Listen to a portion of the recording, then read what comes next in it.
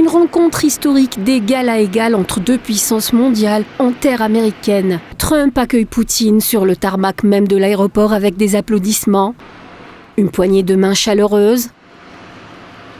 Un trajet dans la même voiture. Des gestes qui envoient des signaux forts d'une entente cordiale entre les deux présidents.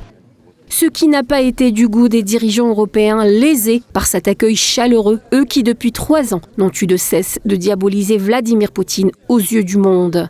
Mais ce qui a rajouté de l'huile sur le feu, c'est l'exclusion des dirigeants européens de ce sommet Trump-Poutine, suscitant ainsi de profondes inquiétudes quant à la négligence de leurs intérêts et à la régression de l'influence de l'Europe dans la géopolitique internationale. D'ailleurs, les réactions ne se sont pas fait attendre ce samedi. Plusieurs dirigeants européens, dont le chancelier allemand Friedrich Merz, le président français Emmanuel Macron, le premier ministre britannique Keir Starmer et le premier ministre italien Giorgia Meloni, ont annoncé dans un communiqué commun être prêts à maintenir la pression sur la Russie en renforçant les sanctions et les mesures économiques ciblées jusqu'à l'établissement d'une paix juste et durable. Ils ont par ailleurs assuré être prêt à faciliter un sommet tripartite Trump-Zelensky-Poutine avec le soutien européen. Le président français Emmanuel Macron a appuyé l'idée, en appelant sur son compte X, à maintenir la pression sur la Russie tant qu'une paix solide et durable respectueuse des droits de l'Ukraine n'a pas été conclue.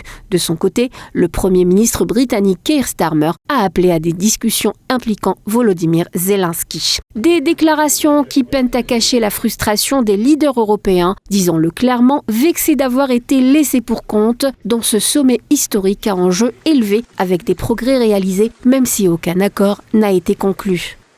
Mettant ainsi l'Europe face à une évidente perte d'influence et de poids à la table des négociations, surtout que les paquets consécutifs de sanctions économiques européennes à l'encontre de la Russie ces 3 dernières années n'ont pas eu l'effet escompté sur Vladimir Poutine, qui semble n'avoir rien perdu de sa verve.